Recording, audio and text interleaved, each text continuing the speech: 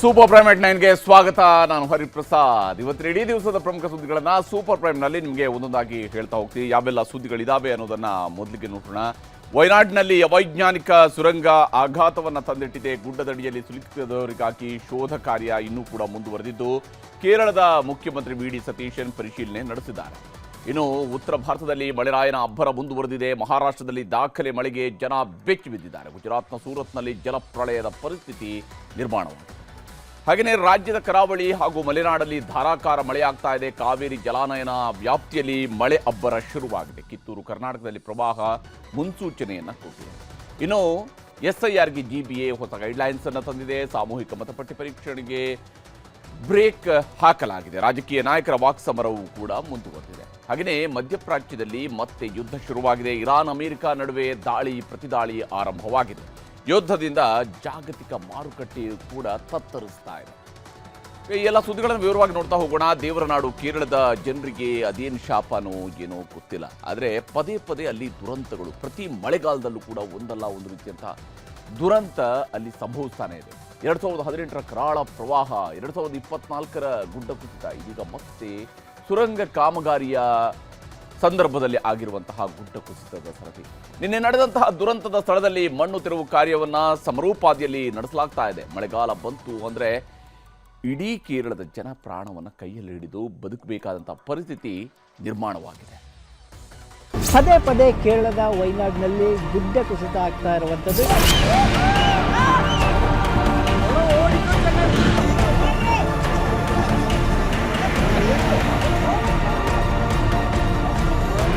ಇದಕ್ಕೆ ಪ್ರಮುಖವಾಗಿ ವಾಣಿಜ್ಯೀಕರಣ ಹಾಗೂ ಅವೈಜ್ಞಾನಿಕ ಕಾಮಗಾರಿಗಳೇ ಕಾರಣ ಅಂತ.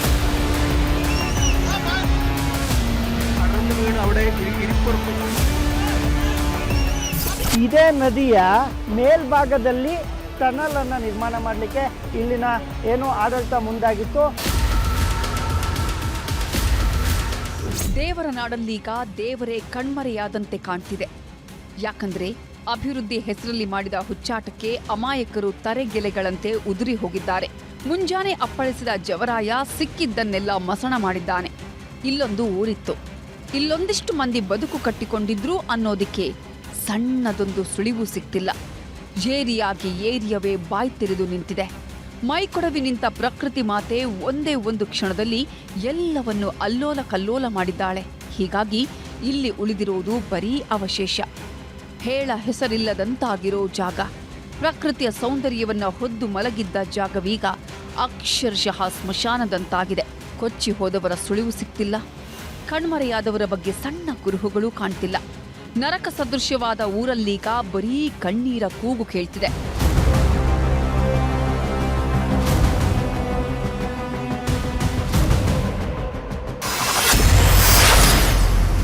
ಗುಡ್ಡ ಕುಸಿದ ಊರಲ್ಲಿ ಹೆಣಗಳ ಹುಡುಕಾಟ. ಕಲ್ಲಾಡಿಯ ಕಣ್ಣೀರ ಕತೆ ತೆರೆದಿಡ್ತಿದೆ ನ್ಯೂಸ್ 18. ಜಸ್ಟ್ 2 ವರ್ಷದ ಹಿಂದೆ ಇದೇ ವಯನಾಡು ತಲ್ಲಣಿಸಿ ಹೋಗಿತ್ತು. ಕತ್ತಲ ರಾತ್ರಿಯಲ್ಲಿ ಅಪ್ಪಳಿಸಿದ್ದ ಜವರಾಯ ಊರನ್ನೇ ಸಮಾಧಿ ಮಾಡಿದ್ದ. ಈ ಘಟನೆಯೇ ಇನ್ನೂ ಮಾಸಿಲ್ಲ. ಅಷ್ಟರಲ್ಲೇ ಮತ್ತೊಂದು ಆಪತ್ತು ಬಂದಪ್ಪಳಿಸಿದೆ. ಮೀನಾಕ್ಷಿ ಸೇತುವೆ ಇದ್ದ ಜಾಗದಲ್ಲೀಗ ಬರೀ ಮೌನ ಆವರಿಸಿದೆ. ಎತ್ತ ನೋಡಿದ್ರೂ ಆಳೆತ್ತರದ ಕೆಸರು ರಾಶಿಯೇ ಕಣ್ಣಿಗೆ ಬೀಳುತ್ತೆ. ಇದೇ ಜಾಗದಲ್ಲಿ ನ್ಯೂಸ್ 18 ಗ್ರೌಂಡ್ ರಿಪೋರ್ಟ್ ತೆರೆದಿಡ್ತಿದೆ. ಗುಡ್ಡ ಕುಸಿದ ಊರಿನ ಕಣ್ಣೀರ ಕಥೆಗಳನ್ನ ಎಳೆ ಎಳೆಯಾಗಿ ತೆರೆದಿಡ್ತಿದೆ. ಮೃತದೇಹಗಳನ್ನ ಅಥವಾ ಅವರು ಬದುಕಿದ್ರೆ ಅವ್ರನ್ನ ರೆಸ್ಕ್ಯೂ ಮಾಡುವಂಥದ್ದು ಇರ್ಬೋದು, ಅಥವಾ ಅವರು ಮೃತಪಟ್ಟಿದ್ರೆ ಆ ಮೃತದೇಹಗಳನ್ನ ಹೊರ ತೆಗೆಯುವಂಥದ್ದೇ ಈಗ ಸವಾಲಿನ ಕೆಲಸ. ಕಲ್ಲಾಡಿಯಲ್ಲೀಗ ಬರೀ ಆರ್ತನಾದ ಕೇಳ್ತಿದೆ. ಬೆಳ್ಳಂಬೆಳಗ್ಗೆಯೇ ಶೋಧ ಕಾರ್ಯಕ್ಕಿಳಿದ NDRF ಸಿಬ್ಬಂದಿ ಮಣ್ಣಲ್ಲಿ ಮಣ್ಣಾದವರಿಗೆ ಮೂಲೆ ಮೂಲೆ ಜಾಲಾಡ್ತಿದ್ದಾರೆ. ಈಗಾಗಲೇ 5 ಹೆಣವಾಗಿ ಸಿಕ್ಕಿದ್ದು 7 ಮಂದಿಯ ಸಣ್ಣ ಸುಳಿವೂ ಇಲ್ಲ. ಹೀಗಾಗಿ ಯುದ್ಧೋಪಾದಿಯಲ್ಲಿ ಶೋಧ ಕಾರ್ಯ ನಡೀತಿದೆ. ಆದರೆ ಬಿಟ್ಟು ಬಿಡದೆ ಸುರಿತಿರೋ ಮಳೆಯೇ ದೊಡ್ಡ ಸವಾಲಾಗಿದ್ದು NDRF ಸಿಬ್ಬಂದಿ ಹರಸಾಹಸ ಪಡ್ತಿದ್ದಾರೆ. 5 ಪಾಲಿಗೆ ಭಗವಂತನಾದ ಟ್ಯಾಂಕರ್.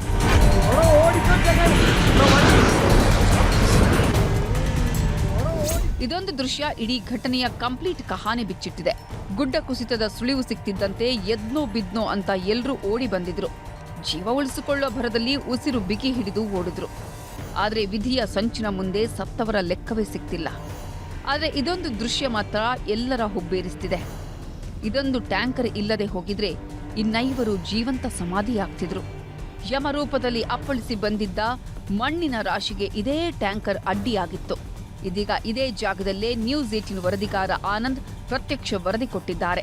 CCTV ದೃಶ್ಯದಲ್ಲಿ ಬರುವಂತಹ ಒಂದು ಟ್ಯಾಂಕರ್ ಏನಿದೆ, ಆ ಟ್ಯಾಂಕರ್ನ ಆಶ್ರಯದಲ್ಲಿ ಸುಮಾರು 5 ಜನ ಜೀವವನ್ನು ಉಳಿಸ್ಕೊಳ್ತಾರೆ. ತಾವು ದೃಶ್ಯದಲ್ಲಿ ಗಮನಿಸ್ತಾ ಇರ್ಬೋದು, ಇದೇ ಆ ಟ್ಯಾಂಕರ್. ಇದು ಕರ್ನಾಟಕದ್ದು ಮೂಲದ ಒಂದು ಟ್ಯಾಂಕರ್ ಅಂತೇಳಿ ಗೊತ್ತಾಗಿರುವಂಥದ್ದು. ಈ ಟ್ಯಾಂಕರ್ KA42 ಅಂತ ನೇಮ್ ಬೋರ್ಡ್ ಸಹ ಇದೆ. ನಿನ್ನೆ ಇದೇ ಟ್ಯಾಂಕರ್ ಗುಡ್ಡ ಕುಸಿತದ ಸಂದರ್ಭದಲ್ಲಿ ಸುಮಾರು 4 ಜೀವವನ್ನು ಉಳಿಸಿದೆ. ಮೀನಾಕ್ಷಿ ನದಿಯ ದಡದಲ್ಲಿ ಸಾವಿನ ಕಾರ್ಮೋಡ. ಜಸ್ಟ್ 2 ದಿನದ ಹಿಂದೆ ಈ ಜಾಗ ಸ್ವರ್ಗದಂತಿತ್ತು. ಪ್ರಕೃತಿಯ ಮಡಿಲಲ್ಲಿ ಹರಿತಿದ್ದ ಮೀನಾಕ್ಷಿ ನದಿ ಎಲ್ಲರ ಕಣ್ಮನ ಸೆಳೆತಿತ್ತು. ಆದ್ರೀಗ ಇದೇ ನದಿಯಲ್ಲಿ ಅದೆಷ್ಟೋ ಜನ ತೇಲಿ ಹೋದ್ರೋ ಗೊತ್ತಾಗ್ತಿಲ್ಲ. ನದಿಯ ದಡದಲ್ಲಿ ಕಣ್ಣು ಹಾಯಿಸಿದಷ್ಟೂ ದೂರಕ್ಕೂ ಬರೀ ಅವಶೇಷಗಳೇ ಕಾಣ್ತಿವೆ. ಈ ಕ್ಷಣಕ್ಕೂ ನದಿ ತೀರದಲ್ಲಿ ಬಸ್, ಕಾರ್, ಬೈಕ್ಗಳು ತೇಲಾಡ್ತಿವೆ. ಯಮಗುಡ್ಡದ ಮಣ್ಣಿನ ರಾಶಿಯಲ್ಲಿ ವಾಹನಗಳೆಲ್ಲ ಹುದುಗಿ ಹೋಗಿವೆ. ಬಿಟ್ಟು ಬಿಡದೆ ಸುರಿತಿದೆ ಮಳೆ, ಕ್ಷಣ ಕ್ಷಣಕ್ಕೂ ಆತಂಕ. ಬಿಟ್ಟು ಬಿಡದೆ ಸುರಿತಿರೋ ಮಳೆ, ಹೆಜ್ಜೆ ಇಡೋದಿಕ್ಕೂ ಆಗದಂತೆ ಸೃಷ್ಟಿಯಾಗ್ತಿರೋ ಮಣ್ಣಿನ ರಾಶಿ, ಇದರ ಮಧ್ಯೆ ಮತ್ತೆ ಮತ್ತೆ ಗುಡ್ಡ ಕುಸಿಯುವ ಆತಂಕ ಕಾಡ್ತಿದೆ. ಕಲ್ಲಾಡಿಯಲ್ಲಿ ಧಾರಾಕಾರ ಮಳೆಯಾಗ್ತಿರೋದ್ರಿಂದ ಮತ್ತೆ ಗುಡ್ಡ ಕುಸಿಯುವ ಆತಂಕ ಕಾಡ್ತಿದೆ. ಸಿಬ್ಬಂದಿ ಕೂಡ ಜೀವ ಕೈಯಲ್ಲಿ ಹಿಡ್ಕೊಂಡೇ ಕಾರ್ಯಾಚರಣೆ ನಡೆಸುತ್ತಿದ್ದು, ಮಳೆಯೇ ದೊಡ್ಡ ತಲೆನೋವಾಗಿ ಪರಿಣಮಿಸಿದೆ.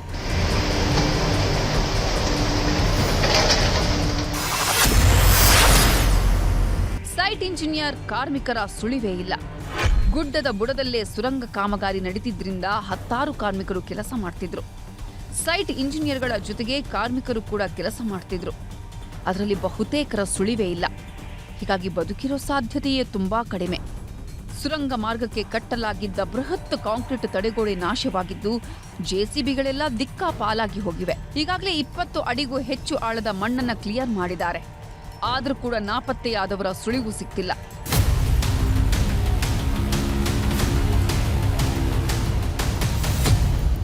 ಕಲ್ಲಾಡಿಯ ಗುಡ್ಡ ಕುಸಿತದ ದುರಂತದ ಸ್ಥಳಕ್ಕೆ ಸಿಎಂ ಸತೀಶನ್ ಭೇಟಿ ನೀಡಿ ಪರಿಶೀಲನೆ ನಡೆಸಿದ್ರು.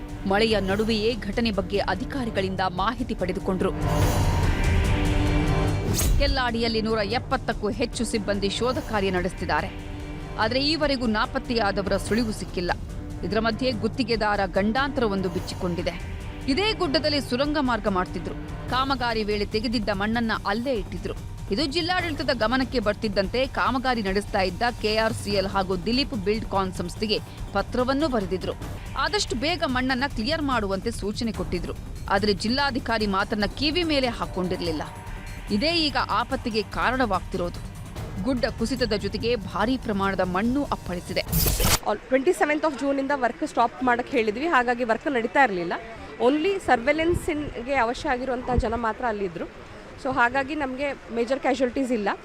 ಅವರ ಸ್ಟಾಫ್ 3 ಜನ ದೇ ಆರ್ ಫೌಂಡೆಡ್, 5 ಜನ ಮಿಸ್ಸಿಂಗ್ ಇನ್ನೂ ರಿಪೋರ್ಟ್ ಮಾಡಿದ್ದಾರೆ. ಒಟ್ನಲ್ಲಿ ವಿಧಿಯ ಸಂಚೋ ಅಥವಾ ಮನುಷ್ಯರ ಬೇಜವಾಬ್ದಾರಿಯೋ ಗೊತ್ತಿಲ್ಲ. ಆದರೆ ಅಮಾಯಕರು ಮಾತ್ರ ಬಲಿಯಾಗಿದ್ದಾರೆ. ಅಭಿವೃದ್ಧಿಯ ಹೆಸರಲ್ಲಿ ಇಂತಹ ಆಪತ್ತುಗಳು ಎದುರಾದರೆ ಜನ ಬದುಕೋದು ಹೇಗೆ ಹೇಳಿ? ಕ್ಯಾಮರಾ ಪರ್ಸನ್ ರಾಹುಲ್ ಜೊತೆ ಆನಂದ್ KS, ನ್ಯೂಸ್ 18 ಕೇರಳ. ಇದು ಕೇರಳದ ಕಥೆಯಾದರೆ, ಕೇರಳದ ವಯನಾಡಿನ ಕಥೆಯಾದರೆ, ಇನ್ನು ಮಹಾರಾಷ್ಟ್ರದಲ್ಲಿ ಸುರಿದಂತಹ ಕುಂಭದ್ರೋಣ ಮಳೆ ನಿಜಕ್ಕೂ ಕೂಡ ಅಲ್ಲೂಲ ಕಲ್ಲೂಲವನ್ನು ಸೃಷ್ಟಿಸಿದೆ. ಕಳೆದ 8 ದಿನಗಳಿಂದ ಸುರಿತಾ ಇರುವಂತಹ ಮಳೆ 2000ನೇ ಇಸ್ವಿಯ ನಂತರ, ಅಂದರೆ ಕಳೆದ 26 ವರ್ಷಗಳ ನಂತರ ಸುರಿದ ಅತ್ಯಂತ ಹೆಚ್ಚು ಮಳೆಯುಳ್ಳ ಮುಂಗಾರು ಅಂತೇಳಿ ದಾಖಲಾಗಿದೆ. ಮಹಾರಾಷ್ಟ್ರದ ಬಳಿಕ ಇದೀಗ ಗುಜರಾತ್ನ ಹಲವೆಡೆ ಸುರಿತಾ ಇರುವಂತಹ ಮಳೆ ಜನರನ್ನ ದಂಗುಬಡಿಸಿದೆ.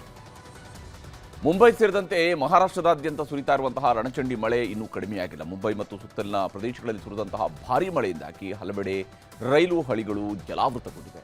ವಸಾಯಿ, ವಿರಾರ್, ಪಾಲ್ಘರ್ ಮತ್ತು ಕಂಜೂರ್ ಮಾರ್ಗ್ನ ಅಂತಹ ಪ್ರದೇಶಗಳಲ್ಲಿ ಹಳಿಗಳು ನೀರಿನಲ್ಲಿ ಮುಳುಗಿ ಹೋಗಿದ್ದಾವೆ. ರೈಲುಗಳು ಆ ನೀರಲ್ಲಿ ಸಂಚರಿಸುವಂತಹ ಅನಿವಾರ್ಯತೆ ಕೂಡ ಎದುರಾಗಿದೆ. ಇನ್ನು ಮುಂಬೈನ ವಸಾಯಿ ವಿರಾರ್ನಲ್ಲಿ ಕಳೆದೊಂದು ವಾರದಿಂದ ನಿಂತಿರುವಂತಹ ನೀರು ಕಡಿಮೆ ಆಗ್ತಾನೇ ಇಲ್ಲ. ನಗರದ ಹಲವು ಭಾಗಗಳಲ್ಲಿ ನೀರು ಸರೋವರದ ರೀತಿಯಲ್ಲಿ ನಿಂತಿದೆ. ಹೀಗಾಗಿ ಜನರಿಗೆ ಕೊಳೆತ ನೀರಿನ ನಡುವೆನೇ ಜೀವನ ನಡೆಸುವಂತಹ ಅನಿವಾರ್ಯತೆ ಎದುರಾಗ್ತಾ ಇದೆ. ಮಹಾರಾಷ್ಟ್ರದ ರಾಯಗಢ ಜಿಲ್ಲೆಯ ರೋಹಾನಗರ ನಿರಂತರವಾದಂತಹ ಮಳೆಯಿಂದಾಗಿ ತತ್ತರಿಸಿ ಹೋಗಿದೆ. ಕುಂಡಲಿಕಾ ನದಿಯು ಅಪಾಯದ ಮಟ್ಟವನ್ನು ಮೀರಿ ಹರಿತಾ ಇದೆ. ನದಿಯ ನೀರು ನಗರ ಮತ್ತು ಪ್ರಮುಖ ಮಾರುಕಟ್ಟೆಗಳಿಗೆ ನುಗ್ಗಿರುವುದರಿಂದಾಗಿ ಜನಜೀವನ ಸ್ತಬ್ಧಿಸಿಕೊಂಡಿದೆ. ರಸ್ತೆಗಳಲ್ಲಿ 3ರಿಂದ 4 ಅಡಿಗಳಷ್ಟು ನೀರು ನಿಂತಿದೆ. ಮಹಾರಾಷ್ಟ್ರದ ಖಂಡಾಲಾ ಬಳಿಯಲ್ಲೂ ಕೂಡ ಅಷ್ಟೇ ಭಾರೀ ಭೂಕುಸಿತ ಸಂಭವಿಸಿದೆ.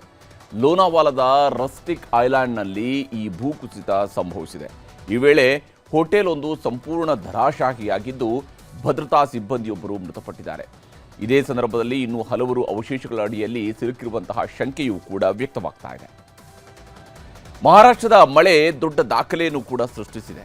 ಜುಲೈ 6ರವರೆಗೆ ಮುಂಬೈನಲ್ಲಿ ಸುರಿದಂತಹ ಮಳೆ 1240 ಮಿಲಿಮೀಟರ್ನಷ್ಟು, ಅಂದರೆ 7 ದಿನಗಳಲ್ಲಿ ಸುರಿದಂತಹ ಮಳೆ 1 ತಿಂಗಳ ಸರಾಸರಿ ಮಳೆಗೆ ಸಮನಾಗಿದೆ. ಬರೀ 7 ದಿವಸದಲ್ಲಿ ಬಂದಂತಹ ಮಳೆ 1 ತಿಂಗಳ ಮಳೆಗೆ ಸರಿಸಮಾನವಾಗಿದೆ. ಜುಲೈ ಆರಂಭದಲ್ಲಿ ಇರುವಂತಹ ಸರಾಸರಿ ಮಳೆಯ ಪ್ರಮಾಣ ಕೇವಲ 350 ಮಿಲಿಮೀಟರ್ ಮಾತ್ರ. ಆದರೆ ಸುರಿದಿದ್ದು 3 ಪಟ್ಟು ಜಾಸ್ತಿ, ಅಂದರೆ 750 ಮಿಲಿಮೀಟರ್ಗೂ ಹೆಚ್ಚು ಮಳೆ ಆಗಿದೆ. ಇನ್ನು ದಕ್ಷಿಣ ಮುಂಬೈನಲ್ಲಿ 50 ವರ್ಷಗಳಲ್ಲಿಯೇ ಅತ್ಯಂತ ಹೆಚ್ಚು ಮಳೆ ಸುರಿದಿದೆ. ಅಷ್ಟೇ ಅಲ್ಲ, ಮುಂಬೈನ 7 ದಿನದ ಮಳೆ ದಿಲ್ಲಿಯ ಸರಾಸರಿ ವಾರ್ಷಿಕ ಮಳೆಗಿಂತ ಹೆಚ್ಚು. ಅಂದರೆ ಒಂದು ವರ್ಷದಲ್ಲಿ ದೆಹಲಿಯಲ್ಲಿ ಎಷ್ಟು ಮಳೆ ಆಗುತ್ತೋ ಅದಕ್ಕಿಂತ ಜಾಸ್ತಿ ಮಳೆ 7 ದಿನದಲ್ಲಿ ಮುಂಬೈನಲ್ಲಾಗಿದೆ. ನಮ್ಮ ಬೆಂಗಳೂರಿನ ವಾರ್ಷಿಕ ಸರಾಸರಿ ಮಳೆಗೆ ಸರಿಸಮಾನವಾಗಿ ಕೇವಲ 1 ವಾರದಲ್ಲಿ ಮುಂಬೈನಲ್ಲಿ ಮಳೆ ಸುರಿದಿದೆ. ಇನ್ನು ಲೋನಾವಾಲಾದಲ್ಲಿ 48 ಗಂಟೆಗಳಲ್ಲಿ 1290 ಮಿಲಿಮೀಟರ್ ಮಳೆಯಾಗಿದೆ. ಅಂದರೆ ಬಹುತೇಕ ಇದೆಲ್ಲವೂ ಕೂಡ ಕ್ಲೌಡ್ ಬಸ್ಟ್ ಆದಂತಹ ರೀತಿಯಲ್ಲಿ ಆಗ್ತಾ ಇರುವಂತಹ ಮಳೆ. ಜುಲೈ 7ರಂದು 670 ಮಿಲಿಮೀಟರ್, ಜುಲೈ 6ರಂದು 620 ಮಿಲಿಮೀಟರ್. ಇದು 1500 ವರ್ಷಗಳಿಗೊಮ್ಮೆ ಸುರಿಯುವಂತಹ ಮಳೆ ಅನ್ನುವಂಥದ್ದನ್ನು ವಿಶ್ಲೇಷಣೆ ಮಾಡ್ತಾ ಇದ್ದಾರೆ ತಜ್ಞರು. ಆದರೆ ಎಕ್ಸಾಕ್ಟ್ಲಿ 1000 ವರ್ಷದ ಹಿಂದೆನೋ 500 ವರ್ಷದ ಹಿಂದೆನೋ ಹೀಗಾಗಿತ್ತು ಅಂತ ಹೇಳೋದಕ್ಕೆ ದಾಖಲೆಗಳು ಸಿಗೋದಿಲ್ಲ. ಆದರೆ ಇದು ಮಾತ್ರ ರಣಭೀಕರ ಮಳೆ. ಹಾಗಾದರೆ ಈ ಮಹಾಮಳೆಗೆ ಕಾರಣಗಳು ಏನೇನು ಗಮನಿಸಬೇಕು. ಮಹಾರಾಷ್ಟ್ರದಲ್ಲಿ ಜೂನ್ನಲ್ಲಿ ಸಂಪೂರ್ಣವಾದಂತಹ ಶುಷ್ಕ ವಾತಾವರಣ ನಿರ್ಮಾಣ ಆಗಿತ್ತು. ಮಾಮೂಲಿಗಿಂತ 2 ವಾರಗಳ ತಡವಾಗಿ ಮುಂಗಾರು ಆಗಮಿಸಿತ್ತು ಮಹಾರಾಷ್ಟ್ರಕ್ಕೆ. ಅಂದರೆ ಕರ್ನಾಟಕದಲ್ಲಿ ಜೂನ್ ಮೊದಲ ವಾರದಲ್ಲಿ ಬಂದರೆ 1ನೇ ತಾರೀಕಿನ ಸಾಮಾನ್ಯವಾಗಿ ಬಂದರೆ ಮಹಾರಾಷ್ಟ್ರಕ್ಕೆ ಜೂನ್ 2ನೇ ವಾರದಲ್ಲಿ ಅಥವಾ 3ನೇ ವಾರದಲ್ಲಿ ಮಳೆ ಬರುತ್ತೆ. ಆದರೆ ಇಲ್ಲಿ ಅರಬ್ಬಿ ಸಮುದ್ರದ ಮೇಲೆ ಒಣ ಹವೆಯ ಒತ್ತಡವೂ ಕೂಡ ನಿರ್ಮಾಣ ಆಯಿತು ಈ 2 ವಾರಗಳ ತಡ ಆಗಿದ್ದರಿಂದಾಗಿ. ಹೀಗಾಗಿ ಎಲ್ನಿನೋದಿಂದಾಗಿ ಸಾಗರ ತಾಪಮಾನ ತೀವ್ರವಾಗಿ ಹೆಚ್ಚಳ ಆಗ್ತಾ ಇರುವಂಥದ್ದು ಕೂಡ ಮತ್ತೊಂದು ಕಡೆಯಲ್ಲಿ ಮುಂಗಾರಿನ ವೈಪರೀತ್ಯಗಳಿಗೆ ಕಾರಣ ಆಗಿದೆ. ಇದು ಮಾನ್ಸೂನ್ ಮಾರುತಗಳ ಮೇಲೆ ತೀವ್ರತರವಾದಂತಹ ಪರಿಣಾಮವನ್ನು ಬೀರ್ತಾ ಇದೆ. ಇದು ಬಹಳಷ್ಟು ಅಡ್ಡ ಪರಿಣಾಮವನ್ನು ಬೀರ್ತಾ ಇದೆ. ಹೀಗಾಗಿ ಮಾನ್ಸೂನ್ ಮಾರುತಗಳ ಲಯವೇ ತಪ್ಪಿ ಹೋಗ್ತಾ ಇದೆ. ಮಾನ್ಸೂನ್ ಮಾರುತಗಳ ಅಸಮತೋಲನದಿಂದಾಗಿ ಹೆಚ್ಚು ಮಳೆ ಆಗಿದೆ ಈ ಬಾರಿ ಮಹಾರಾಷ್ಟ್ರ ಮತ್ತು ಗುಜರಾತ್ ಭಾಗದಲ್ಲಿ. ಕರ್ನಾಟಕದಲ್ಲಿ ಮಳೆ ಆಗಲಿಲ್ಲ, ಜೂನ್ನಲ್ಲಿ ಆಗಬೇಕಾಗಿದ್ದ ಮಳೆ. ಆದರೆ ಅವೆಲ್ಲವೂ ಕೂಡ ಮಹಾರಾಷ್ಟ್ರ ಮತ್ತು ಗುಜರಾತ್ನಲ್ಲಿ ಒಮ್ಮೆಗೆ ಅಪ್ಪಳಿಸ್ತಾ ಇದ್ದಾವೆ. ಇನ್ನು ಗುಜರಾತ್ನಲ್ಲಿ ಭಾರೀ ಮಳೆ ಸುರಿತಾ ಇದೆ. ಅದರಲ್ಲೂ ಸೂರತ್ ಮತ್ತು ನವಸಾರಿ ಜಿಲ್ಲೆಗಳಲ್ಲಿ ಹಲವು ನಗರಗಳು ಭಾರೀ ಪ್ರವಾಹದಿಂದಾಗಿ ತತ್ತರಿಸಿದ್ದಾವೆ.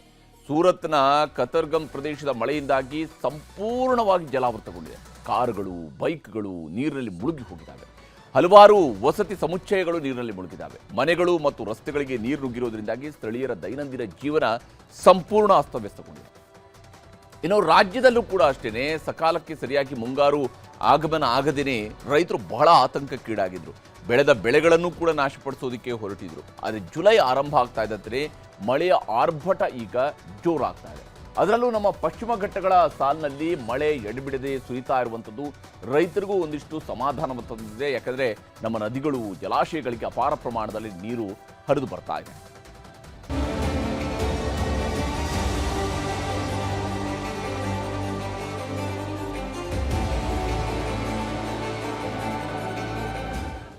ಒಂದ್ ಕಡೆ ಪ್ರಕೃತಿಯ ಮುನಿಸು, ಮತ್ತೊಂದ್ ಕಡೆ ಮನುಷ್ಯನೇ ತಂದ್ಕೊಂಡಿರೋ ಆಪತ್ತು. ವಯನಾಡಿನಲ್ಲಿ ನಡೆದ ಭೀಕರ ದುರಂತ ಇಡೀ ಕೇರಳವನ್ನೇ ಬೆಚ್ಚಿ ಬೀಳಿಸಿದೆ.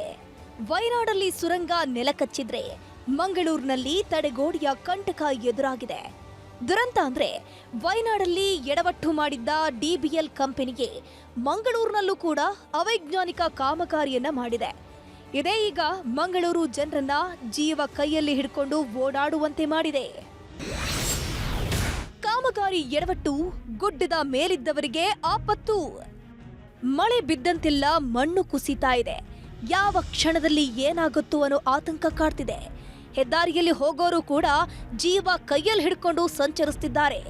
ಇದಕ್ಕೆ ಕಾರಣವಾಗಿದ್ದು ಮತ್ತದೇ ಕಾಮಗಾರಿ ಎಡವಟ್ಟು. DBL ಕಂಪನಿ ಕಲ್ಲಾಡಿ ಮೆಪ್ಪಾಡಿ ನಡುವೆ ಸುರಂಗ ಮಾರ್ಗವನ್ನ ಮಾಡ್ತಿದೆ. 2 ವರ್ಷದಿಂದ ನಡೆಯುತ್ತಿರೋ ಈ ಕಾಮಗಾರಿಯಲ್ಲಿ ಅವೈಜ್ಞಾನಿಕವಾಗಿ ಮಣ್ಣು ತೆಗೆದಿದ್ದಾರಂತೆ. ಇದರಿಂದಾಗಿನೇ ಮೇಲಿಂದ ಮೇಲೆ ಭೂಕುಸಿತವಾಗ್ತಿದೆ. ಅಪಾರ ಪ್ರಮಾಣದ ಮಣ್ಣು, ಕಲ್ಲು, ಬಂಡೆಗಳು ರಸ್ತೆಗೆ ಅಪ್ಪಳಿಸುವುದಕ್ಕೆ ಶುರುವಾಗಿದೆ. ಇದರಿಂದಾಗಿ ಗುಡ್ಡದ ಮೇಲ್ಭಾಗದಲ್ಲಿರುವಂತಹ ನಿವಾಸಿಗಳಿಗೆ ಜೀವ ಭಯ ಶುರುವಾಗಿದೆ. ಚಿಕ್ಕಮಗಳೂರಲ್ಲಿ ಬಿರುಗಾಳಿ ಮಳೆಯಬ್ಬರ. ಚಿಕ್ಕಮಗಳೂರು ಜಿಲ್ಲೆ ಅಕ್ಷರಶಃ ತೊಯ್ದ ತೊಪ್ಪೆಯಂತಾಗಿದೆ. ಎಡಬಿಡದೆ ಸುರಿಯುತ್ತಿರುವಂತಹ ಮಳೆ ಇಡೀ ಜಿಲ್ಲೆಯ ಜನರನ್ನ ಹೈರಾಣಾಗಿಸಿದೆ. ಕಳಸ ತಾಲೂಕಿನಲ್ಲಂತೂ ಹಗಲು ರಾತ್ರಿ ಎನ್ನದೇ ಮಳೆ ಸುರಿತಾ ಇದ್ದು ಗ್ರಾಮದಲ್ಲಿ ಅವಾಂತರಗಳ ಸರಮಾಲಿಗೆ ಸೃಷ್ಟಿಯಾಗಿದೆ. ಮೂಡಿಗೆರೆ, ಕೊಪ್ಪ, ಶೃಂಗೇರಿ, ಕಳಸ, ಎನ್ಆರ್ಪುರ ಸೇರಿದಂತೆ ಚಿಕ್ಕಮಗಳೂರು ತಾಲೂಕಿನಲ್ಲಿ ಬಿಟ್ಟು ಬಿಡದೆ ಮಳೆಯಾಗ್ತಿದೆ. ಇದರ ಪರಿಣಾಮ ಸೂರುಮನೆ ಫಾಲ್ಸ್ ಮೈದುಂಬಿ ಧುಮ್ಮುಕ್ತಿದ್ದು ಪ್ರವಾಸಿಗರನ್ನ ಕೈ ಬೀಸಿ ಕರೀತಾ ಇದೆ. ಹೇಮಾವತಿ ನದಿ ನೀರಿನ ಅಬ್ಬರ ಕ್ಷಣಕ್ಕೂ ಹೆಚ್ಚಾಗ್ತಿದ್ದು ಮೂಡಿಗೆರೆ ತಾಲೂಕಿನ ಬಂಕೇನಹಳ್ಳಿಯ ತೋಟಗಳೆಲ್ಲ ಮುಳುಗಡೆಯಾಗುವ ಹಂತಕ್ಕೆ ಬಂದು ನಿಂತಿದೆ. ಕುದುರೆಮುಖ ಘಟ್ಟ ಪ್ರದೇಶದಲ್ಲೂ ಧಾರಾಕಾರವಾಗಿ ಮಳೆಯಾಗ್ತಿದ್ದು ಜನ ಕಂಗಾಲಾಗಿ ಹೋಗಿದ್ದಾರೆ. ಕಳಸ ತಾಲೂಕಿನ ಕುದುರೆಮುಖದ ಹನುಮನಗುಂಡಿ ಜಲಪಾತಕ್ಕೆ ಜೀವಕಳೆ ಬಂದಿದ್ದು ಬೃಹತ್ ಬಂಡೆಗಳ ಮೇಲಿಂದ ಹಾಲ್ನೊರೆಯಂತಹ ನೀರು ಧುಮ್ಮಿಕ್ಕುತ್ತಿದೆ. ಚಾರ್ಮಡಿ ಘಾಟ್ನಲ್ಲಿ ಗುಡ್ಡ ಗಂಡಾಂತರ ಶುರುವಾಗಿದ್ದು ಅಲ್ಲಲ್ಲಿ ಭೂಮಿ ಬಾಯ್ ಬಿಡ್ತಿದೆ. ಇದರ ಪರಿಣಾಮ ಬೃಹತ್ ಬಂಡೆಗಳು ರಸ್ತೆಗೆ ಅಪ್ಪಳಿಸುತ್ತಿದ್ದು ವಾಹನ ಸವಾರರಿಗೆ ಪೀಕಲಾಟ ಶುರುವಾಗಿದೆ. ಇನ್ನು ಶಿವಮೊಗ್ಗ ಜಿಲ್ಲೆಯಲ್ಲೂ ವರುಣದೇವ ಅಬ್ಬರಿಸಿ ಬೊಬ್ಬಿರಿಯುತ್ತಿದ್ದಾನೆ. ತೀರ್ಥಹಳ್ಳಿ ತಾಲೂಕಿನಲ್ಲಿ ಭಾರೀ ಮಳೆಯಾಗ್ತಿದ್ದು ತುಂಗಾ ನದಿಯಲ್ಲಿರುವ ರಾಮಮಂಟಪ ಮುಳುಗೋ ಹಂತಕ್ಕೆ ಬಂದಿದೆ.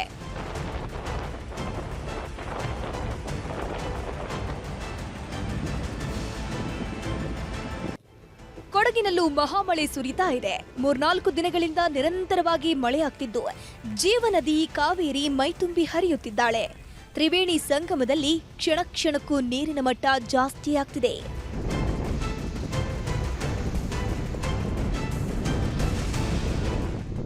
ಕೊಡಗಿನಲ್ಲಿ ಸುರಿಯುತ್ತಿರುವಂತಹ ಮಳೆಗೆ ಅಲ್ಲಲ್ಲಿ ಅನಾಹುತಗಳು ಸೃಷ್ಟಿಯಾಗ್ತಿವೆ. ಗೋಣಿಕೊಪ್ಪದಲ್ಲಿ ಭಾರೀ ಗಾಳಿ ಮಳೆಗೆ ಪೌರ ಕಾರ್ಮಿಕರೊಬ್ಬರ ಮನೆ ದಿಕ್ಕಾಪಾಲಾಗಿದೆ. ಅದೃಷ್ಟವಶಾತ್ ಮನೆಯಲ್ಲಿ ಯಾರೂ ಇಲ್ಲದಿದ್ರಿಂದ ದೊಡ್ಡ ಅನಾಹುತವೊಂದು ತಪ್ಪಿದಂತಾಗಿದೆ.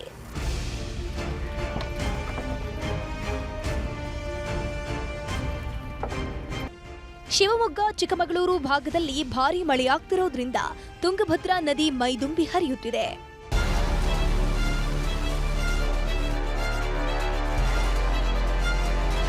ಪಶ್ಚಿಮ ಘಟ್ಟಗಳಲ್ಲಿ ಸುರಿಯುತ್ತಿರುವಂತಹ ಮಳೆಗೆ ಜನ ದಿಕ್ಕೆಟ್ಟು ಹೋಗಿದ್ದಾರೆ.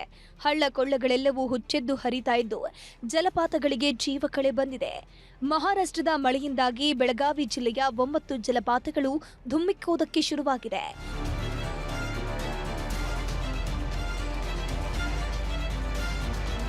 ಬೆಳಗಾವಿಯಲ್ಲಿ ಸುರಿಯುತ್ತಿರುವ ಮಳೆ ಸಾಲು ಅವಾಂತರಗಳನ್ನು ಸೃಷ್ಟಿ ಮಾಡುತ್ತಿದೆ. ನಗರದ ಆರ್ಟಿಒ ವೃತ್ತದ ಬಳಿ ಬೃಹತ್ ಮರವೊಂದು ಉರುಳಿ ಬಿದ್ದಿದ್ದು ಆಟೋ ಸಂಪೂರ್ಣವಾಗಿ ಜಖಂ ಆಗಿದೆ. ಅದೃಷ್ಟವಶಾತ್ ಆಟೋ ಚಾಲಕ ಸಾವಿನ ದವಡೆಯಿಂದ ಪಾರಾಗಿದ್ದಾನೆ. ಮಹಾರಾಷ್ಟ್ರದಿಂದ 1,21,000 ಕ್ಯೂಸೆಕ್ ನೀರನ್ನ ಕರುನಾಡಿಗೆ ಹರಿಬಿಡಲಾಗ್ತಾ ಇದ್ದು ಕೃಷ್ಣಾ, ದೂದ್ಗಂಗಾ, ವೇದಗಂಗಾ ನದಿಗಳು ಮೈದುಂಬಿ ಹರಿಯೋದಕ್ಕೆ ಶುರು ಮಾಡಿವೆ. ಇದರ ಪರಿಣಾಮ ನದಿ ತೀರದ ಗ್ರಾಮಗಳಿಗೆ ನೆರೆಯ ಭೀತಿ ಶುರುವಾಗಿದ್ದು 100 ಎಕರೆ ಜಮೀನುಗಳು ಜಲಾವೃತವಾಗಿದೆ.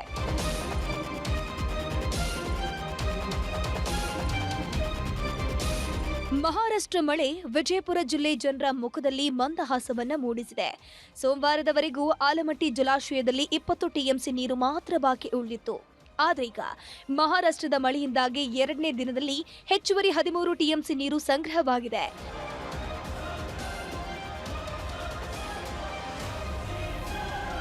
ಬಾಗಲಕೋಟೆಯ ರೈತರಿಗೂ ಮಂದಹಾಸ ಮೂಡಿದ್ದು 4 ದಿನಗಳಲ್ಲಿ ಕೃಷ್ಣಾ ನದಿಯ ಚಿತ್ರಣವೇ ಬದಲಾಗಿದೆ. ಖಾಲಿ ಇದ್ದ ಶ್ರಮಬಿಂದು ಸಾಗರ ಬಹುತೇಕ ಭರ್ತಿಯಾಗಿದ್ದು ಕೃಷ್ಣಾ ನದಿಯ ಒಡಲು ತುಂಬಿ ಹರಿಯುತ್ತಿದೆ.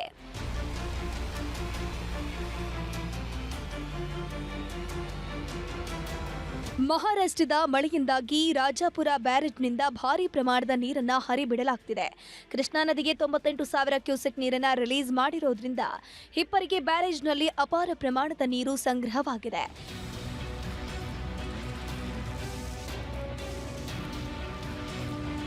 ಮಲೆನಾಡು ಭಾಗದಲ್ಲಿ ಭಾರೀ ಮಳೆಯಾಗ್ತಿರೋದ್ರಿಂದ ತುಂಗಭದ್ರಾ ಅಚ್ಚುಕಟ್ಟು ಪ್ರದೇಶದ ರೈತರಲ್ಲಿ ಆಶಾಭಾವನೆ ಮೂಡಿದೆ.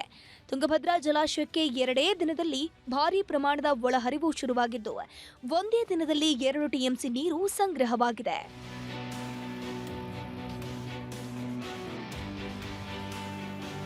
ಒಟ್ನಲ್ಲಿ ಒಂದ್ ಕಡೆ ಮಳೆ, ಇನ್ನೊಂದ್ ಕಡೆ ನೆರೆ. ಉತ್ತರ ಕರ್ನಾಟಕದಲ್ಲಿ ಮಳೆಯಾಗದಿದ್ರೂ ಮಹಾರಾಷ್ಟ್ರದ ಮಳೆ ಜೀವಕಳೆ ತಂದಿರೋದು ರೈತರನ್ನ ನಿಟ್ಟುಸಿರು ಬಿಡುವಂತೆ ಮಾಡಿದೆ. Bureau report, news 18.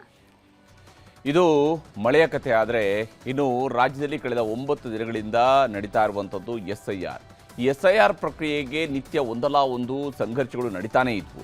ರಾಜಕೀಯ ನಾಯಕರು ದೂರು ಪ್ರತಿದೂರು ಆರೋಪ ಪ್ರತ್ಯಾರೋಪ ಮಾಡ್ತಾನೆ ಬಂದಿದ್ರು. ಇದೀಗ ರಾಜಕೀಯ ಸಂಘರ್ಷ ಹೆಚ್ಚಾಗ್ತಾ ಇದ್ದಂತೆಯೇ ಕೇಂದ್ರ ಚುನಾವಣಾ ಆಯೋಗ ಈ ವಿಚಾರದಲ್ಲಿ ಎಂಟ್ರಿ ಕೊಟ್ಟಿದ್ದು, ಕೇಂದ್ರ ಚುನಾವಣಾ ಆಯೋಗ ಹೊಸ ಮಾರ್ಗಸೂಚಿಗಳನ್ನು ಜಾರಿ ಮಾಡಿದೆ. ಅಲ್ಲದೆ ಕಳ್ಳಾಟ ಆಡುವಂತಹ BLOಗಳಿಗೂ ಕೂಡ ಮೂಗುದಾರ ಹಾಕುವಂತಹ ಕೆಲಸವನ್ನು ಮಾಡಲಾಗಿದೆ. SIRಗೆ ಈಗ ಹೊಸ ಮಾರ್ಗಸೂಚಿಗಳನ್ನು ನೀಡಲಾಗಿದೆ. BLOಗಳು ಮನೆ ಮನೆಗೆ ಭೇಟಿ ಕೊಡುವಂಥದ್ದು ಕಡ್ಡಾಯ ಅಂತ ಕೇಂದ್ರ ಚುನಾವಣಾ ಆಯೋಗ ಸ್ಪಷ್ಟವಾಗಿ ಹೇಳ್ತಾ ಇದೆ. ಕೇಂದ್ರ ಚುನಾವಣಾ ಆಯೋಗದ ಮಾರ್ಗಸೂಚಿಗಳನ್ನು ಪಾಲನೆ ಮಾಡುವಂಥದ್ದು ಕೂಡ ಕಡ್ಡಾಯ ಅನ್ನೋದನ್ನು ಹೇಳಿದೆ. ವಿಶೇಷವಾಗಿ ಮಸೀದಿ, ಚೌಲ್ಟ್ರಿ, ದೇವಸ್ಥಾನಗಳಲ್ಲಿ SIR ಅರ್ಜಿಗಳನ್ನು ಹಂಚಿಕೆ ಮಾಡುವಂತಿಲ್ಲ ಅನ್ನುವಂಥದ್ದನ್ನು BLOಗಳ ಗಮನಕ್ಕೆ ತರಲಾಗಿದೆ.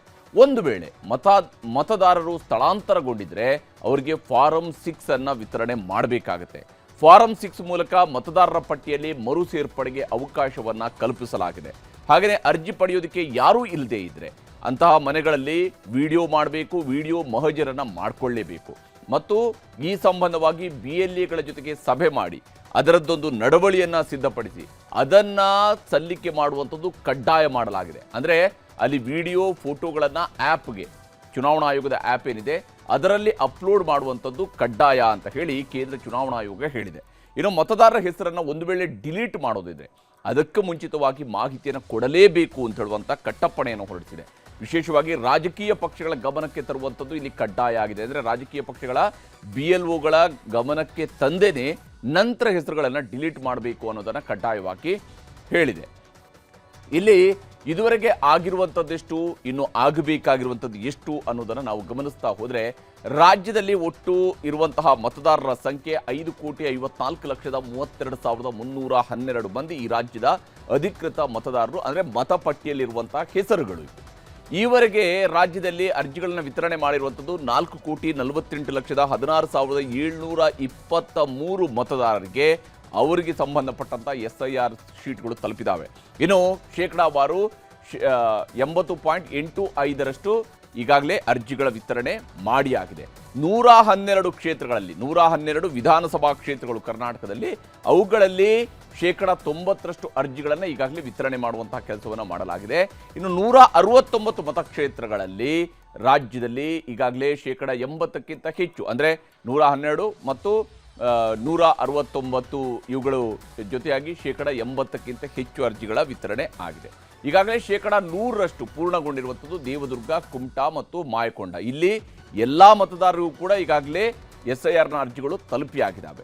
ಅತಿ ಕಡಿಮೆ ಅಂದರೆ ಬೆಂಗಳೂರಿನಲ್ಲಿರುವಂತಹ ಮತಕ್ಷೇತ್ರಗಳು ಬೊಮ್ಮನಹಳ್ಳಿ, ಬೆಂಗಳೂರು ದಕ್ಷಿಣ, ಹೆಬ್ಬಾಳ, ಗೋವಿಂದರಾಜನಗರ ಮತ್ತು ಮಹಾಲಕ್ಷ್ಮಿ ಲೇಔಟ್ ಕ್ಷೇತ್ರಗಳಲ್ಲಿ ಇದುವರೆಗೆ ಅತ್ಯಂತ ಕಡಿಮೆ ಪ್ರಮಾಣದಲ್ಲಿ ಈ SIRನ ಅರ್ಜಿಗಳನ್ನು ತಲುಪಿಸಲಾಗಿದೆ.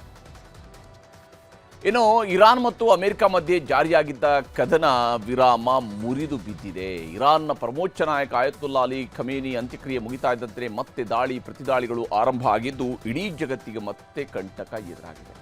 ಎಲ್ಲ ಮುಗಿತು ಅನ್ನುವಾಗಲೇ ಯುದ್ಧದ ಕಾರ್ಮೋಡ ಮತ್ತೆ ಆವರಿಸುವುದಕ್ಕೆ ಶುರುವಾಗಿದೆ. ಹಲವು ಸುತ್ತಿನ ಮಾತುಕತೆ, ಚರ್ಚೆ, ಸಂಧಾನದ ಬಳಿಕ ಅಮೆರಿಕ ಮತ್ತು ಇರಾನ್ ಕದನ ವಿರಾಮಕ್ಕೆ ಮುದ್ರೆಯನ್ನು ಒತ್ತಿದವು. 60 ದಿನಗಳ ಕಾಲ ಕದನ ವಿರಾಮ ಅಂತ್ಯವಾಗ್ತಾ ಇದ್ದಂತೆಯೇ ಶಾಶ್ವತ ಕದನ ವಿರಾಮದ ಚರ್ಚೆಯೂ ಕೂಡ ಮಾತುಕತೆಯ ಹಂತದಲ್ಲಿತ್ತು. ಆದರೆ ಈಗ ಒಪ್ಪಂದವಾದ ಕೆಲವೇ ದಿನಗಳಲ್ಲಿ ಕದನ ವಿರಾಮ ಮುರಿದು ಬಿದ್ದಿದೆ. ಉಭಯ ದೇಶಗಳ ಮಧ್ಯೆ ದಾಳಿ ಪ್ರತಿದಾಳಿಗಳು ಆರಂಭ ಆಗಿದ್ದಾವೆ. ಕದನ ವಿರಾಮ ಅಂತ್ಯ ಆಗಿದ್ದು ಯಾವ ಕಾರಣಕ್ಕಾಗಿ ಹಾಗಾದರೆ ಅನ್ನೋದನ್ನು ನಾವು ಗಮನಿಸಬೇಕು. ಹಾರ್ಮುಜ್ ಜಲಸಂಧಿಯಲ್ಲಿ ಹಡಗುಗಳ ಮೇಲೆ ಏಕಾಏಕಿ ದಾಳಿಯನ್ನು ನಡೆಸಲಾಯಿತು. 3 ವಾಣಿಜ್ಯ ಹಡಗುಗಳ ಮೇಲೆ ಇರಾನ್ ಸೇನೆ ದಾಳಿ ನಡೆಸಿರುವಂಥದ್ದಕ್ಕೆ ಅಮೆರಿಕ ಸಿಟ್ಟಿಗೆದ್ದಿದೆ. ಹೀಗಾಗಿನೇ ಸಿಟ್ಟಿಗೆದ್ದ ಅಮೆರಿಕ ಇರಾನ್ಗೆ ನೀಡಿದಂತಹ ಅನುಮತಿಗಳನ್ನು ರದ್ದುಗೊಳಿಸೋದಕ್ಕೆ ಹೊರಟಿದೆ. ಕೆಲವೇ ಗಂಟೆಗಳಲ್ಲಿ ತೈಲ ಮಾರುಕಟ್ಟೆಗೆ ನೀಡಿದಂತಹ ಪರವಾನಗಿಯನ್ನು ಕ್ಯಾನ್ಸಲ್ ಮಾಡುವಂತಹ ಕೆಲಸವನ್ನು ಈಗ ಅಮೆರಿಕ ಮಾಡಿದೆ. ಇದಾದ ನಂತರ ಕೆಲವೇ ಗಂಟೆಗಳ ಅಂತರದಲ್ಲಿ ಅಮೆರಿಕದಿಂದ ದಾಳಿ ಆರಂಭ ಆಗಿದೆ. ಇರಾನ್ನ ಕೆಶ್ಮ್, ಸಿರಿಕ್ ಮತ್ತು ಬಂದರ್ ಅಬ್ಬಾಸ್ ಮೇಲೆ ಅಟ್ಯಾಕ್ ಅನ್ನು ಮಾಡಲಾಗಿದೆ. IRGC ಬಳಸುತ್ತಿದ್ದ 60ಕ್ಕೂ ಹೆಚ್ಚು ಸಣ್ಣ ದೋಣಿಗಳನ್ನು ಟಾರ್ಗೆಟ್ ಮಾಡಲಾಗಿದೆ. ಇರಾನ್ನ IRGCಯಲ್ಲೂ ಕೂಡ ತೀವ್ರವಾದಂತಹ ಪ್ರತಿದಾಳಿ ನಡೀತಾ ಇದೆ. ಬಹ್ರೇನ್, ಕುವೈತ್ನ 85 ಅಮೆರಿಕ ಸೇನಾ ನೆಲೆಗಳ ಮೇಲೆ ಏಕಕಾಲದಲ್ಲಿ IRGCಯವರು ದಾಳಿಯನ್ನು ನಡೆಸಿದ್ದಾರೆ. ಅಮೆರಿಕದ MQ-9 ಮಾನವರಹಿತ ಡ್ರೋನ್ ಅನ್ನು ಕೂಡ ಧ್ವಂಸಗೊಳಿಸುವಂತಹ ಕೆಲಸವನ್ನು ಇರಾನ್ ಮಾಡಿದೆ. ಇನ್ನು ಟರ್ಕಿ ರಾಜಧಾನಿ ಅಂಕಾರಾದಲ್ಲಿ ನಡೀತಾ ಇರುವಂತಹ ಶೃಂಗಸಭೆಯಲ್ಲಿ ಭಾಗಿಯಾಗುವುದಕ್ಕಿಂತ ಮುಂಚಿತವಾಗಿ ಟ್ರಂಪ್ ಕದನ ವಿರಾಮ ಉಲ್ಲಂಘನೆ ಬಗ್ಗೆ ಮಾತನಾಡಿದ್ದಾರೆ. ಇರಾನ್ ಜೊತೆಗಿನ ಶಾಂತಿ ಒಪ್ಪಂದ ಮುಗಿದ ಅಧ್ಯಾಯ, ಇಲ್ಲದೆ ಇಂದು ರಾತ್ರಿಯೇ ಇರಾನ್ ಮೇಲೆ ಅತ್ಯಂತ ಭೀಕರ ದಾಳಿ ನಡೆಸ್ತೀವಿ ಅಂತ ಗುಡುಗಿದ್ದಾರೆ. I think it's over. I don't want to deal with them anymore. They're scum. You know what scum is? They're scum. They're sick people. They're led by sick people. And they're vicious, violent people. And if they had a nuclear weapon, they'd use it. As far as I'm concerned, it's over. I'll speak to our negotiators. They want to negotiate. They're good people. Steve Witkoff. ಮಧ್ಯಪ್ರಾಚ್ಯದಲ್ಲಿ ಮತ್ತೆ ಯುದ್ಧ ಆರಂಭವಾಗಿರುವುದು ಇಡೀ ಜಗತ್ತನ್ನು ಕಂಗೆಡಿಸಿದೆ. ಕಷ್ಟದ ದಿನಗಳು ಮುಗಿಯಿತು ಅನ್ನುವ ಸಂದರ್ಭದಲ್ಲಿ ಯುದ್ಧ ಆರಂಭ ಆಗಿರುವುದು ಜಾಗತಿಕ ಮಾರುಕಟ್ಟೆಯಲ್ಲಿ ದೊಡ್ಡ ತಲ್ಲಣವನ್ನು ಸೃಷ್ಟಿಸಿದೆ. ಭಾರತ ಸೇರಿದಂತೆ ವಿವಿಧ ದೇಶಗಳ ಷೇರು ಮಾರುಕಟ್ಟೆಗಳು ಇವತ್ತು ಶೇಕ್ ಆಗಿದ್ದಾವೆ. ಅಷ್ಟೇ ಅಲ್ಲದೆ ಕಚ್ಚಾ ತೈಲದ ಬೆಲೆ ಮತ್ತೆ ಗಗನಮುಖಿಯಾಗೋದಕ್ಕೆ ಶುರುವಾಗಿದೆ. ಮಾರುಕಟ್ಟೆಗೆ ಆಗಿರುವಂತಹ ಯುದ್ಧಾಘಾತವನ್ನು ನಾವು ಗಮನಿಸಬೇಕು. ಭಾರತೀಯ ಷೇರು ಮಾರುಕಟ್ಟೆ ಮಹಾ ಕುಸಿತವನ್ನು ಕಂಡಿದೆ. ಒಂದೇ ದಿನ ಶೇಕಡ 8.13ರಷ್ಟು 8.13 ಲಕ್ಷ ಕೋಟಿಯ ಹೂಡಿಕೆಯನ್ನು ಕಳ್ಕೊಂಡಿದೆ. ನಿಫ್ಟಿ 516.65 ಮತ್ತು ಸೆನ್ಸೆಕ್ಸ್ 1677.12 ಅಂಕಗಳ ಕುಸಿತವನ್ನು ಕಂಡಿದೆ. ಜಾಗತಿಕ ಕಂಪನಿಗಳ ಷೇರು ಮೌಲ್ಯದಲ್ಲೂ ಕೂಡ ಭಾರೀ ಕುಸಿತ ಆಗಿದೆ. ಕಚ್ಚಾ ತೈಲದ ಬೆಲೆ ಶೇಕಡ 6.2ರಷ್ಟು ದಿಢೀರ್ ಏರಿಕೆಯಾಗಿದೆ. ಬ್ಯಾರೆಲ್ $74 ಇದ್ದಂತಹ ಕಚ್ಚಾ ತೈಲ $74ಗೆ ಹೆಚ್ಚಳ ಆಗಿರುವಂಥದ್ದು ಆತಂಕವನ್ನು ಹುಟ್ಟುಹಾಕಿದೆ. ಈಗ ರಾಜ್ಯ, ದೇಶ ವಿದೇಶಗಳ ಮತ್ತಷ್ಟು ಪ್ರಮುಖ ಸುದ್ದಿಗಳನ್ನು ಕ್ವಿಕ್ ಆಗಿ ನೋಡ್ತಾ ಹೋಗೋಣ. ರಾಜ್ಯ ಸಚಿವ ಸಂಪುಟ ವಿಸ್ತರಣೆ ಚರ್ಚೆ ಮಧ್ಯೆ ಸಿಎಂ ನೇತೃತ್ವದಲ್ಲಿ ಡಿನ್ನರ್ ಮೀಟಿಂಗ್ ನಡೆಯುತ್ತಿದೆ. ಬೆಂಗಳೂರಿನ ಖಾಸಗಿ ಹೋಟೆಲ್ನಲ್ಲಿ ಡಿನ್ನರ್ ಸಭೆ ನಡೆಯುತ್ತಿದೆ. ಸಿಎಂ ಸ್ಥಾನದ ವಿಚಾರದಲ್ಲಿ DK ಶಿವಕುಮಾರ್ ಅವರ ಪರವಾಗಿ ಧ್ವನಿ ಎತ್ತಿದ್ದ 10ಕ್ಕೂ ಹೆಚ್ಚು ಶಾಸಕರು ಈ ಸಭೆಯಲ್ಲಿ ಭಾಗಿಯಾಗಿದ್ದಾರೆ. ರಾಜ್ಯದಲ್ಲಿ 2ನೇ ಅಂತಾರಾಷ್ಟ್ರೀಯ ಏರ್ಪೋರ್ಟ್ ನಿರ್ಮಿಸುವ ಬಗ್ಗೆ ಸಿಎಂ ನೇತೃತ್ವದಲ್ಲಿ ಮಹತ್ವದ ಸಭೆ ನಡೆದಿದೆ. ಇದಾದ ಬಳಿಕ ಮಾತನಾಡಿದ ಮುಖ್ಯಮಂತ್ರಿಯವರು ಯಾವುದೇ ಊರುಗಳನ್ನು ಸ್ಥಳಾಂತರಿಸುವುದಿಲ್ಲ, ಕಡಿಮೆ ದರದಲ್ಲಿ ಜಮೀನು ಪಡೆದು ಕೇಂದ್ರಕ್ಕೆ ಪ್ರಸ್ತಾವನೆ ಸಲ್ಲಿಸಲಾಗುವುದು ಅಂತ ಹೇಳಿದರು. ಕಾಂಗ್ರೆಸ್ ನಿರಂತರವಾಗಿ OBCಗೆ ಅನ್ಯಾಯ ಮಾಡ್ತಿದೆ ಅಂತ ಬಿಜೆಪಿ ಶಾಸಕ ಸುನೀಲ್ ಕುಮಾರ್ ಆರೋಪಿಸಿದ್ದಾರೆ. ಆಯೋಗದ ವರದಿ ಕೋಲ್ಡ್ ಸ್ಟೋರೇಜ್ಗೆ ಹೋಗಬಾರದು, ಈ ಬಗ್ಗೆ ಸದನದಲ್ಲಿ ಚರ್ಚೆಗೆ ಅವಕಾಶ ಕೊಡಬೇಕು ಅಂತ ಜಾತಿ ಗಣತಿ ವಿಚಾರದಲ್ಲಿ ಆಗ್ರಹಿಸಿದ್ದಾರೆ. ಫುಟ್ಪಾತ್ ಒತ್ತುವರಿ ತೆರವು ವಿರೋಧಿಸಿ ಬೆಂಗಳೂರಿನಲ್ಲಿ ನಡೆದ ಬೀದಿ ವ್ಯಾಪಾರಿಗಳ ಪ್ರತಿಭಟನೆ ಅಂತ್ಯವಾಗಿದೆ. ವ್ಯಾಪಾರಿಗಳ ಮನವೊಲಿಸುವಲ್ಲಿ GBA ಮುಖ್ಯ ಆಯುಕ್ತರು ಯಶಸ್ವಿಯಾಗಿದ್ದಾರೆ. ಬೆಂಗಳೂರಿನ ಯಲಹಂಕದ ಸ್ಟರ್ಲಿಂಗ್ ಇಂಗ್ಲಿಷ್ ವಸತಿ ಶಾಲೆಯಲ್ಲಿ 6ನೇ ತರಗತಿ ವಿದ್ಯಾರ್ಥಿ ಅನುಮಾನಾಸ್ಪದ ರೀತಿಯಲ್ಲಿ ಮೃತಪಟ್ಟಿದ್ದಾನೆ. ಪೊಲೀಸರ ಎದುರೇ ಶಿಕ್ಷಕರನ್ನ ಹಿಡಿದು ಪೋಷಕರು ಥಳಿಸಿದ್ದಾರೆ. ಸರ್ಕಾರಿ ಬಸ್ನಲ್ಲಿ ಗುಟ್ಕಾ, ತಂಬಾಕು, ಧೂಮಪಾನ ನಿಷೇಧಿಸಲಾಗಿದೆ. ಪ್ರಯಾಣಿಕರ ಹಿತದೃಷ್ಟಿಯಿಂದ ಸಾರಿಗೆ ಇಲಾಖೆ ಈ ಆದೇಶವನ್ನು ಹೊರಡಿಸಿದೆ. ಒಂದು ವೇಳೆ ಬಸ್ನಲ್ಲಿ ಧೂಮಪಾನ, ಗುಟ್ಕಾ, ತಂಬಾಕು ಸೇವಿಸಿದರೆ ಕಾನೂನು ಕ್ರಮ ಕೈಗೊಳ್ಳಲಾಗುವುದು ಅಂತ ಸಾರಿಗೆ ಇಲಾಖೆ ಆದೇಶ ಹೊರಡಿಸಿದೆ. ರಾಜ್ಯಾದ್ಯಂತ ಒಟ್ಟು 10 ಅಧಿಕಾರಿಗಳ ಮೇಲೆ ಲೋಕಾಯುಕ್ತ ದಾಳಿ ನಡೆಸಲಾಗಿದೆ. ಏಕಕಾಲಕ್ಕೆ ರಾಯಚೂರು, ಚಿತ್ರದುರ್ಗ, ಬೆಂಗಳೂರು, ತುಮಕೂರು, ಶಿವಮೊಗ್ಗ, ದಾವಣಗೆರೆ ಹಾಗೂ ಕಲಬುರಗಿಯಲ್ಲಿ ಲೋಕಾಯುಕ್ತ ಅಧಿಕಾರಿಗಳು ದಾಳಿ ನಡೆಸಿ ಪರಿಶೀಲನೆ ನಡೆಸಿದ್ದಾರೆ. TMC ಖಾತೆಯಿಂದ ಅಕ್ರಮ ಹಣವರ್ಗ ಆರೋಪ ಕೇಳಿಬಂದಿದೆ. TMC ಪಕ್ಷದ 112 ಕೋಟಿ ರೂಪಾಯಿ ಹಣದಲ್ಲಿ ಐಷಾರಾಮಿ ಬಂಗಲೆ ಖರೀದಿಸಿ ಬಾಡಿಗೆಗೆ ಬಿಡಲಾಗಿದೆ. ಈ ಬಗ್ಗೆ ತನಿಖೆ ನಡೆಸಿರುವಂತಹ ED 440 ಕೋಟಿ ರೂಪಾಯಿಗಳನ್ನು ಫ್ರೀಸ್ ಮಾಡಿದೆ.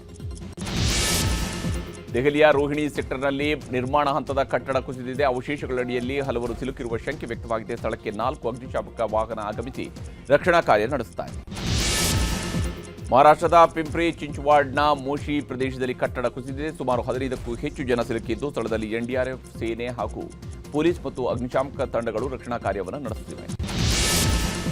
ಬಾಂಗ್ಲಾದೇಶದ ಕಾಕ್ಸ್ ಬಜಾರ್ನ ರೋಹಿಂಗ್ಯಾ ಶಿಬಿರದಲ್ಲಿ ಭೂಕುಸಿತವಾಗಿದ್ದು 8 ಮಕ್ಕಳು ಮೃತಪಟ್ಟಿದ್ದಾರೆ. ಉಳಿದ 5 ಮಕ್ಕಳನ್ನು ಆಸ್ಪತ್ರೆಗೆ ದಾಖಲಿಸಲಾಗಿದೆ. ದೇಶದ ಹಲವೆಡೆ ವಿಧ್ವಂಸಕ ಕೃತ್ಯಕ್ಕೆ ಸಂಚು ರೂಪಿಸಿದ್ದ ಶಂಕೆ ಹಿನ್ನೆಲೆಯಲ್ಲಿ ಕರ್ನಾಟಕ ಸೇರಿದಂತೆ ದೇಶಾದ್ಯಂತ NIA ದಾಳಿ ನಡೆಸಿದೆ. ಉಗ್ರ ಸಂಘಟನೆಗಳ ಜೊತೆಗೆ ಲಿಂಕ್ ಇರುವ ಆರೋಪದ ಮೇಲೆ ಬಳ್ಳಾರಿಯ ಅಬ್ದುಲ್ ಸಲಾಂ ಎಂಬಾತನ ಮನೆ ಮೇಲೂ NIA ದಾಳಿ ನಡೆಸಿ ಪರಿಶೀಲನೆ ನಡೆಸಿದೆ. ಖಲಿಸ್ತಾನಿ ಪ್ರತ್ಯೇಕತಾವಾದಿ ನಾಯಕ ಹರ್ದೀಪ್ ಸಿಂಗ್ ನಿಜ್ಜರ್ ಹತ್ಯೆ ಕೇಸ್ನಲ್ಲಿ ಮಹತ್ವದ ಬೆಳವಣಿಗೆಯಾಗಿದೆ. ಬಿಷ್ಣೋಯ್ ಹಾಗೂ ಆಪ್ತ ಸಹಚರ ಸತೀಂದರ್ ಜೀತ್ ಸಿಂಗ್ ವಿರುದ್ಧ ಅಮೆರಿಕದ ಕೋರ್ಟ್ನಲ್ಲಿ ಚಾರ್ಜ್ ಶೀಟ್ ಸಲ್ಲಿಸಲಾಗಿದೆ. ನಾಳೆ ಟೆಹರಾನ್ನಲ್ಲಿ ಖಮೇನಿ ಅಂತ್ಯ ಸಂಸ್ಕಾರ ನೆರವೇರಲಿದೆ. ಈ ವೇಳೆ ಕರ್ನಾಟಕದ ಗೌರಿಬಿದನೂರು ತಾಲೂಕಿನ ಅಲಿಪುರದ 100 ಜನ ಭಾಗಿಯಾಗಲಿದ್ದಾರೆ.